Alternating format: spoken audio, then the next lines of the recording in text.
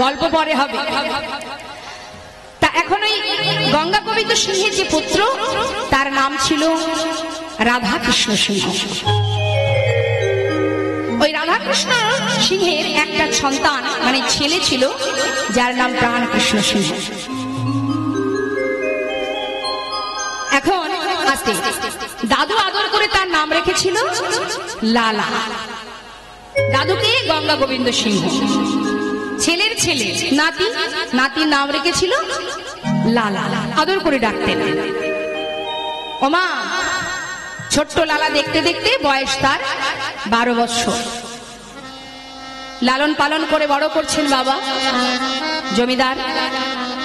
বড় হলো মা, 12 বছর যখন বয়স, ছেলে বসে আছে ওই জমিদারি মহলের কাচারি বারান্দায়।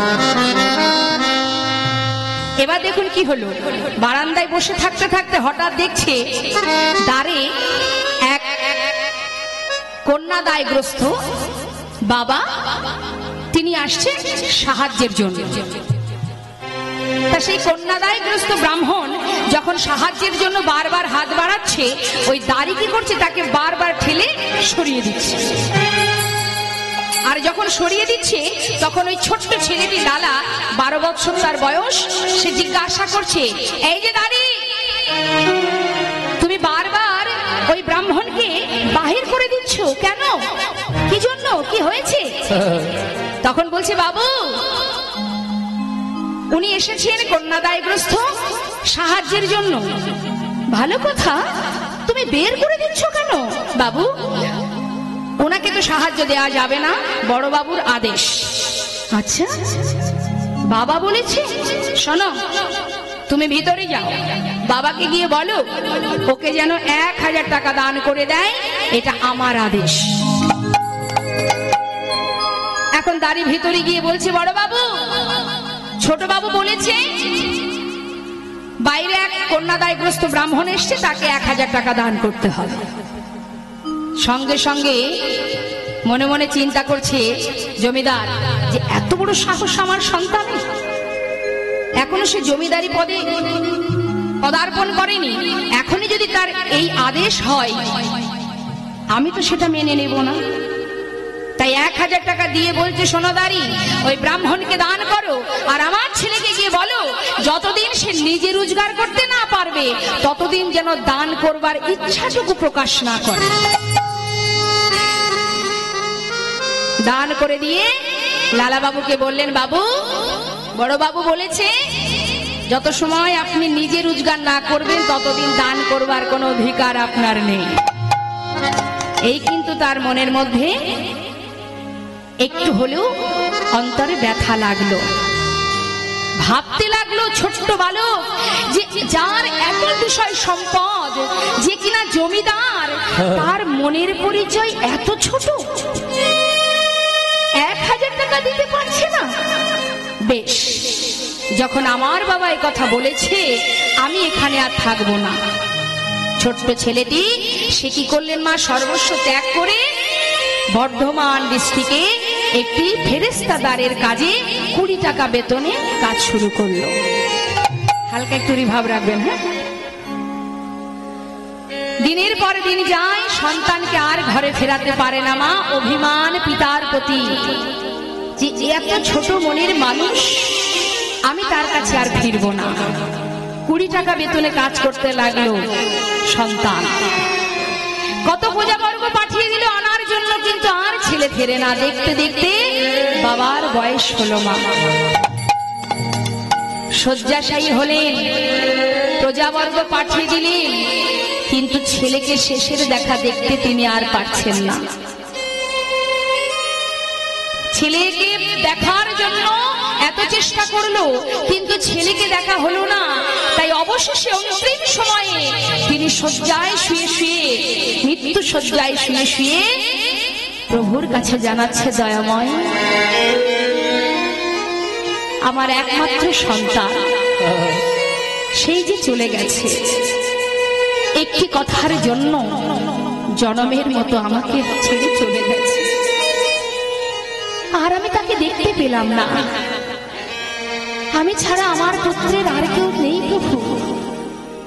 তাই মৃত্যুর আগে আমি তোমাকে জানিয়ে গেলাম, তুমি ওকে দেখো ঠাকুর, রক্ষা করো হে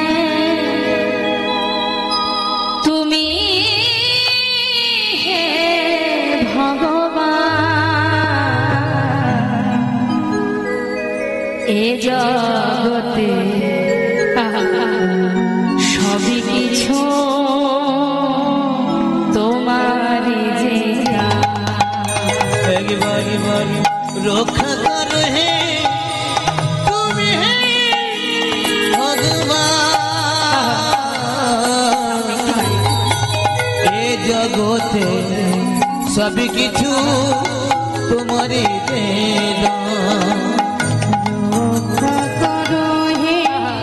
তুমি হে ভগবান, এ জগতে সবই কিছু তোমারই দেনা।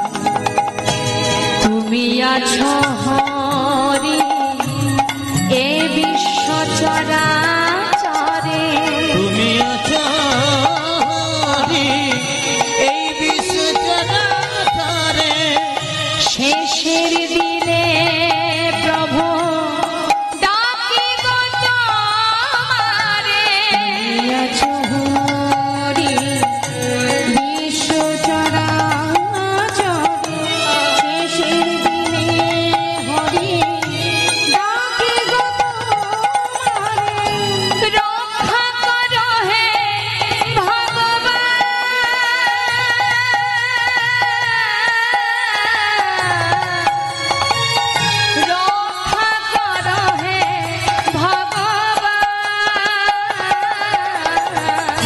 রক্ষা করো হে ভগবান, রক্ষা করো হে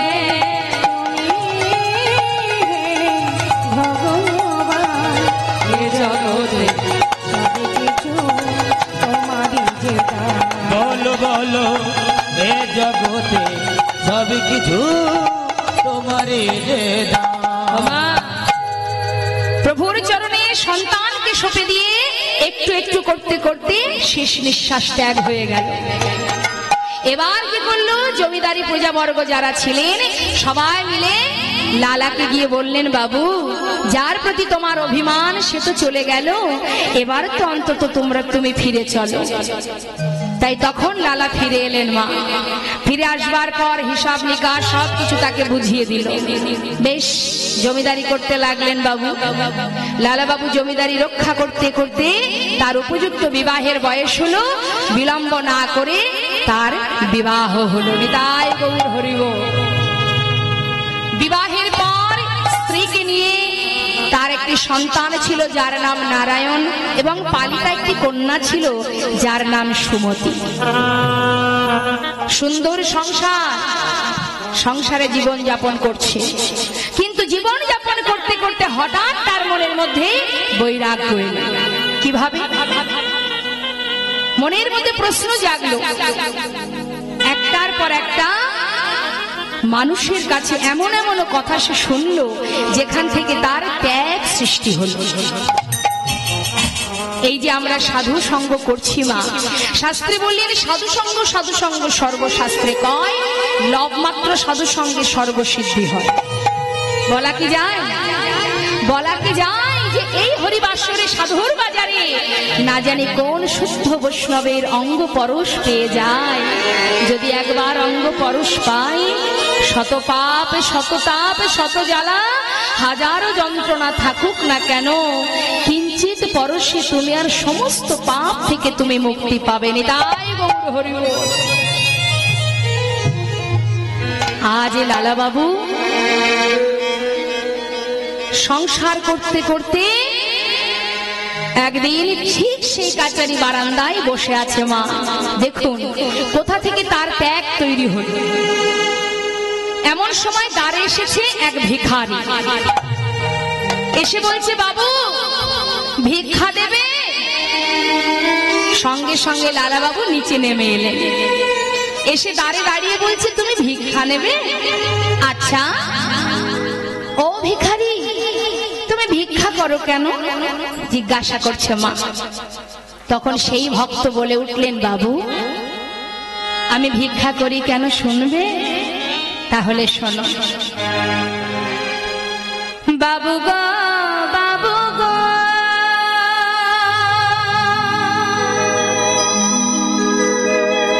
বাবু গো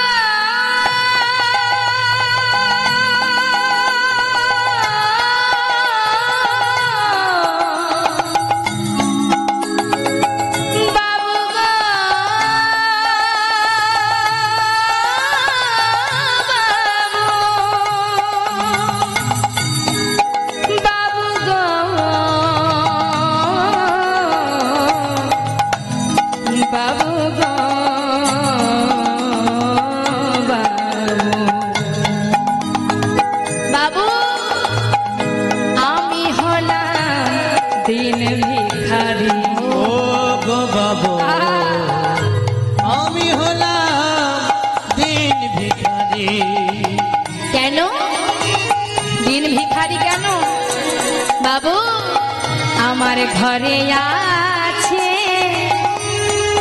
গিরিধারী,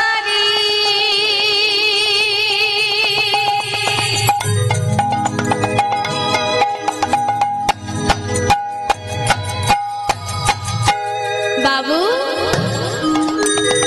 আমার ঘরে আছে গিরিধারী,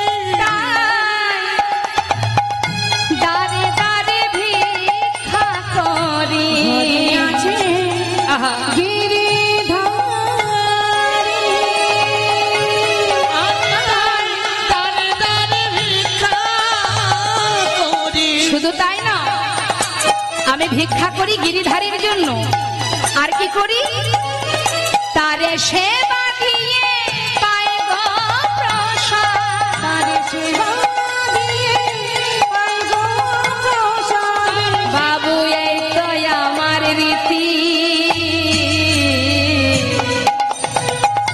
আমি হলাম দিন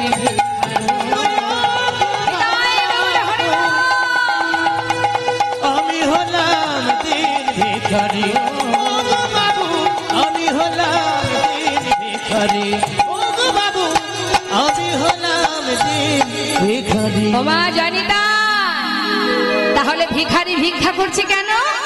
গিরিধারীর সেবা দেবে বলে, তাই না? আজ বলছে আমি দাঁড়ে দাঁড়ে ভিক্ষা করি আর তারে সেবা দিয়ে পাই গো প্রসাদ, এটাই আমার রীতি। সঙ্গে সঙ্গে কি করেছে মা, লালা বাবু একটা থালাই করে অনেক টাকা দিয়ে ভিখারির কাছে এসেছে। এই যে ভিখারি, এই নাও এগুলো ধরো। বলছি বাবু এত টাকা দিয়ে কি করব? কেন? আমার মতো ধনী হবে? বাবু এই টাকা দিয়ে আমি ধনী হব? হ্যাঁ তুমি আমার মতো ধনী হয়ে যাবে, যাও নিয়ে যাও। থালাটা মাথায় করে নিয়ে যাচ্ছে মা। কিছুটা পথ গেছে আর লালা বাবু কিন্তু দূর থেকে যত দূর দেখা যায় ভিখারিকে দেখছে, আর মাথায় করে নিয়ে কিছু পথে যাবার পর হঠাৎ তার কি মনে হলো, থালাটা নিয়ে ছুঁড়ে ফেলে দিল। যেই ফেলে দিয়েছে চিৎকার করে উঠলেন জমিদার লালা, ভিখারি এটা তুমি কি করলে? করজোড়ে বলছে, বাবু অপরাধ নেবেন না বাবু, কি হয়েছে আমি বলি। আমি যখন মাথায় করে নিয়ে যাচ্ছি ধনী হব বলে মনের আনন্দে যাচ্ছি, হঠাৎ যেন কে আমাকে বলল, ভিখারি তুই এই টাকাগুলো নিয়ে ধনী হতে চাস? তুই ধনী হবি? নিস না, ফেলে দে, ফেলে দে রে, এর মধ্যে ডুবে যাস না, ফেলে দে। শুধু তাই নয় জানো, আমাকে আরো কি বলল, আয় ভিখারি আয় রে ফিরে, ভুলে যাস না মোহ ভরে, ভিখারি আয় রে ফিরে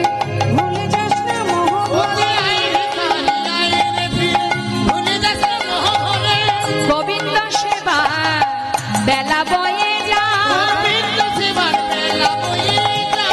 তোর গোবিন্দ সেবার বেলা বয়ে যায়। ওরে ভিখারি বিদুরের খুদ যেমন তোর ভিক্ষার অন্ন তেমন, তোদের খুদ যেমন তোর ভিক্ষার অন্ন তেমন। খুদ যেমন তোর ভিক্ষার অন্ন তেমন। সেবা দিতে ভুল করিস নে আমার, যে ভুল করিস নে আমার। সেবা দিতে ভুল করিস নে আমার। আই ভিখারি আই রে ফিরে, আই ভিখারি আই রে ফিরে। আই ভিখারি আই রে ফিরে। আই ভিখারি আই রে ফিরে। ভুলে যাস না মোহ ভরে, আই ভিখারি আই রে ফিরে। ভুলে যাস না মোহ ভরে, আই ভিখারি আই রে ফিরে। সেবা দিতে ভুল করিস নে আমার। যে ভুল করিস নে আমার। এখানে কিন্তু খুব সুন্দর শিক্ষামূলক কথা আছে মা। বলছে বিদুরের খুদ যেমন তোর ভিক্ষার অন্ন তেমন। ভগবান কি রাজভোগ সেবা করে? অনেকে বলে যার টাকা আছে তার ভগবান আছে, এটা আমাদের ধারণা। আহা, টাকা থাকলেই কি ভগবানকে পাওয়া যায়? টাকা দিয়ে ভগবানকে পাওয়া যায় না, তার জন্য চাই ভক্তি।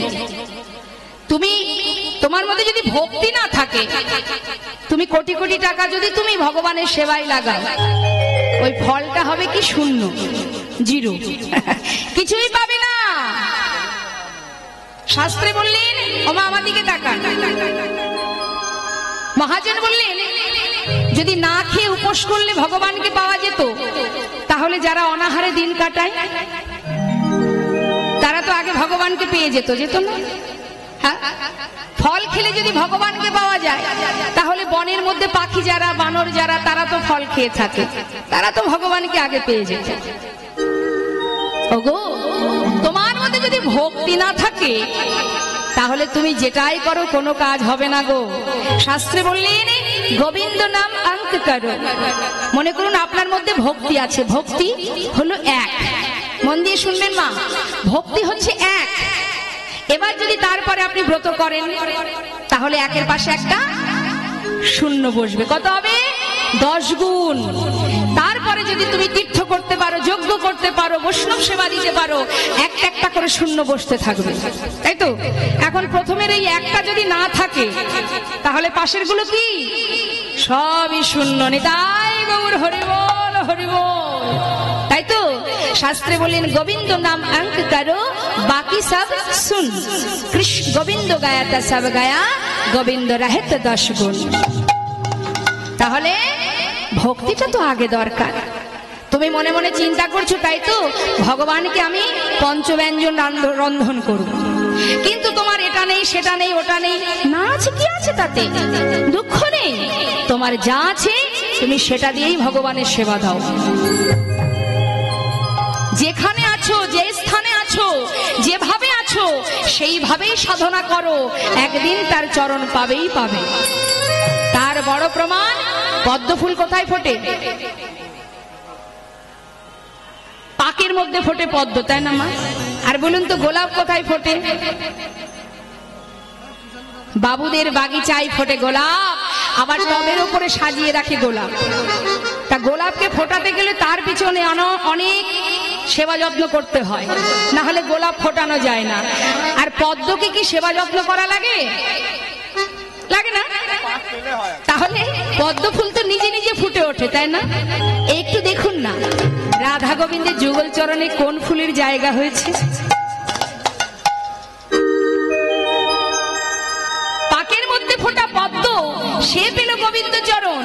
সে কিন্তু বলেনি যে আমাকে পাকে কেন ফোটালে, আমাকে তো বাবুদের বাগিচায় ফোটাতে পারতে। হ্যাঁ, বলেনি। সে যেখানে ফুটেছে সেখান থেকেই তার সাধনা সঠিক, তাই সে গৌর গোবিন্দ চরণ পেয়েছে। কি আছে তোমার? নেই কিছু, দরকার নেই। মহাভারতে দুর্যোধনের কাছে গিয়েছিলেন আমার গোবিন্দ, হস্তিনাপুরে।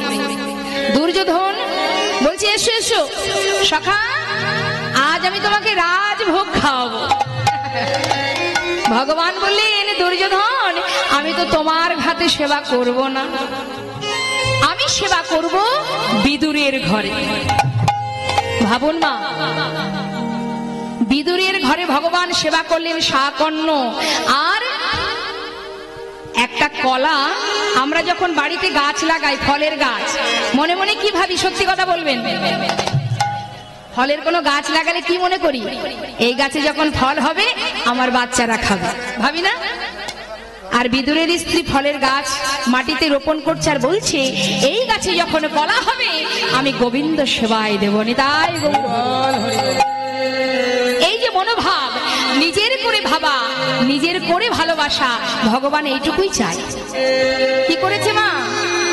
কলা সেবা দেবেন গোবিন্দকে, তাই কলাটা নিয়ে কাঙালের ঘরে স্বয়ং ভগবান বসে সেবা করছে। এ কি যে সে ব্যাপার মা!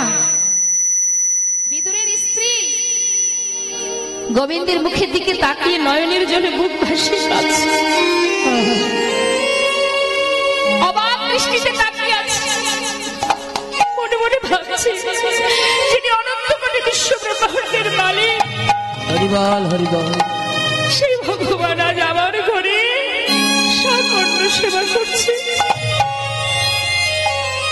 ভাবের ঘরে ভুল করে কলাটা ফেলে খোসাটা গোবিন্দকে দিলেন। ভগবান সেই খোসাটা সেবা করছে। কি সেবা করছে? কলা না কলার খোসা, সেদিকেও গোবিন্দের লক্ষ্য নেই। গোবিন্দের লক্ষ্য ভক্তের ভক্তির দিকে। ভালোবাসাটা কেমন! ভগবান বললেন, আমি রাজভোগ চাই না, ক্ষীর সরে ননে মাখন আমার কিছুর দরকার নেই। একদিন দেবশ্রী নারদ জিজ্ঞাসা করছে, মা ও দয়াময়, একবার বলে দাও প্রভু, জগৎবাসী তোমাকে কিভাবে ডাকে তুমি সাড়া দেবে? ভগবান বলেন, দেবর্ষি, আমার ভক্তরা বা আমার সন্তানরা যদি আমাকে একটা ফুল দিয়ে ডাকে, আমি তার ডাকে সাড়া দেব। তখন দেবর্ষি নারদ বলছে, প্রভু যদি ফুল না থাকে?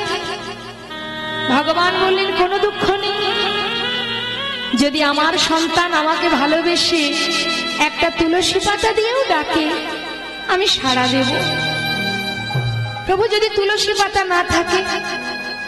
বললেন, তাতেও কোনো দুঃখ নেই, কেউ যদি আমাকে ভালোবেসে ভক্তি ভরে একটু গঙ্গার জল দিয়ে ডাকে, আমি সাড়া দেব। আচ্ছা দয়াময়, যদি তার কাছে গঙ্গার জলও না থাকে, সে তোমায় কি করে ডাকবে বলো? ভগবান বলেন, এতে আমার দুঃখ কিসের? দেবর্ষি, পার্থিব জগতে যা কিছু আছে আমি তো কিছুই চাই না। আমি তো আমার প্রত্যেকটি সন্তানকে দুটি করে নয়ন দিয়েছি। তারা সংসারের জন্য সারা জীবন ধরে কাঁদে। আর যদি আমাকে ভালোবেসে মাত্র দুপুরে নয়ন বাড়ি পরিশোধ করে,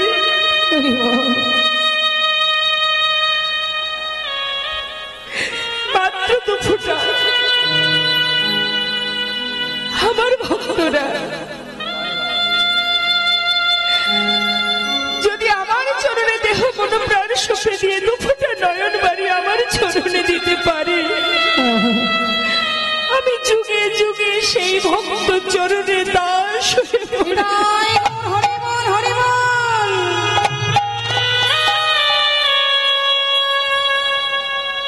কারণ ভক্ত আমার মাতা, ভক্ত আমার পিতা,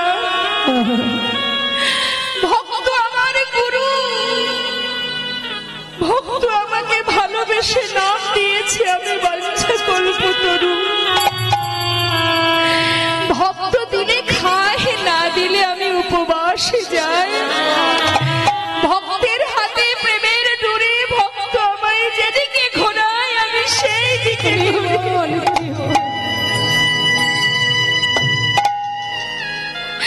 ভক্ত ছাড়া এই জগতে আমার আর কেউ নাই। মাগো, আমরা সারা জীবন শুধু ভগবানকে বলি, হে ভগবান আমাকে সুখে রাখো, ভালো রাখো, শান্তিতে রাখো। শুধু নিজের সুখটা চেয়ে গেলাম। একবারের জন্য বললাম না, প্রভু তুমি কোথায় আছো জানি না, যেখানে থাকো ভালো থাকো। শুধু নিজের সুখের জন্য আমরা ভগবানকে ভালোবাসি। তথাপিও শুধু তাই নয়, দেখুন আমরা কত বড় স্বার্থপর। ভগবানের কাছে শুধু চেয়ে যাই, বিনিময়ে দিয়ে কি মাত্র দুটো নকুল দানা। 24 ঘন্টার মধ্যে। এই তো ভগবানের প্রতি আমাদের ভালোবাসা। শুধু দিয়ে যাও, ভালো রাখো, সুখে রাখো, শান্তিতে রাখো। কিন্তু আমরা অনেকে বলে ভগবানকে বেশি কিছু দিয়ে কি হবে, সে তো আর খায় না, খাই তো আমরা। কিন্তু তুমি এটা জানো না যে তুমি দিতে জানো না, তাই সে খায় না। দিতে জানতে হবে, ভালোবাসতে হবে। ডাকার মতো ডাকলে তার সাধ্য নেই দূরে থাকা। যেমন ডেকেছিল মীরাবাই, প্রত্যেকটি ভজন গাইবার সাথে সাথে গোবিন্দ তার সামনে এসে দাঁড়াতেন। একটা সুন্দর পদাবলীর মধ্যে একটা ভজন আমি আপনাদের শোনাই মা, আমি বুঝিয়ে দেব, বলবো কি বলছে দেখুন। কি বলছে?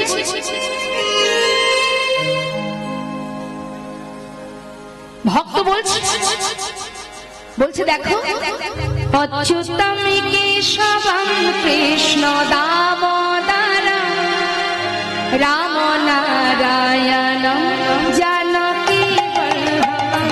অচ্যুতম কেশবম কৃষ্ণ দামোদরম রাম নারায়ণম জানকী বল্লভম। অচ্যুতম কেশবম কৃষ্ণ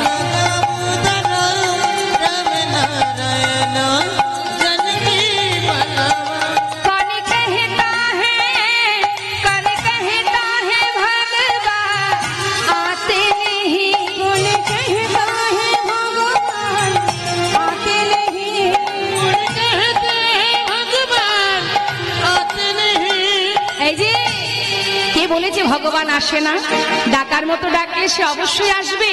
ডেকেছিল কে?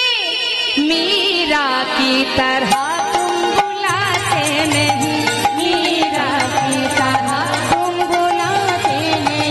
অচ্যুতম কেশবম কৃষ্ণ দামোদরম রাম নারায়ণ জানকী বল্লভ।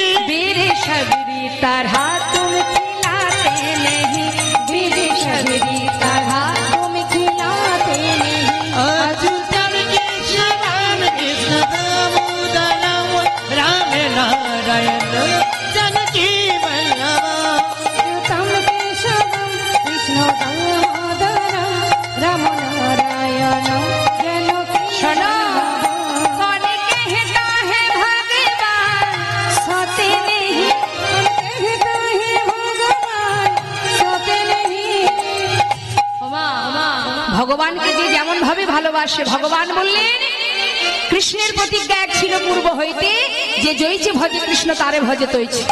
যে যেমন করে ডাকে ভগবান সেইভাবেই তার সামনে সাড়া দেন। তা সন্তান রূপে ভালোবেসেছিল মা যশোদা, আর গোপালও কিন্তু নিজে যে ভগবান সেই জ্ঞান তার ছিল না, সেও সন্তান হয়ে মায়ের কোলে বাঁধা ছিল। হ্যাঁ, তাই মহাজন বললেন মা যশোদা তারা তুম সুলাতে নেহি, মা যশোদা তারা তুম সুলাতে নেহি। অচ্যুতম কেশবম কৃষ্ণ দামোদরম রাম নারায়ণ জানকী বল্লভ।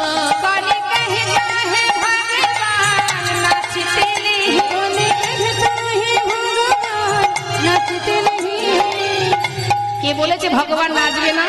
আপনি যেভাবে নাচাবেন সে সেইভাবে নাচতে বাধ্য। নাচিয়েছিল কারা? বৃন্দাবনে ব্রজঙ্গনাগণ রাস মঞ্চে। হ্যাঁ, তাই বলছি, কে বলেছে ভগবান নাচে না?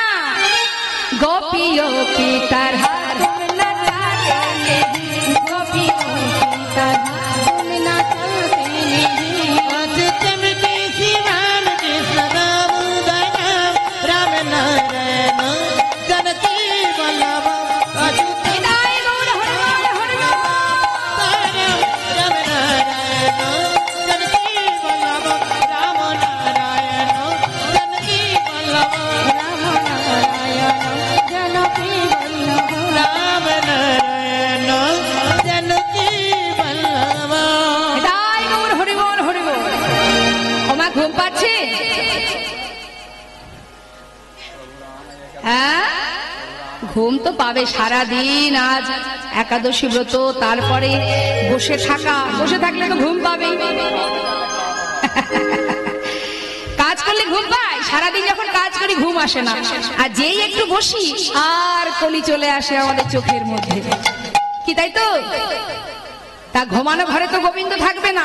হ্যাঁ, ঘুমালে হবে না। কিন্তু আমি বলছি বটে, আমি বুঝতে পারছি কষ্ট হচ্ছে, কিন্তু কিছু করার নেই। একটু হাতটা তুলুন তো দেখি। আচ্ছা,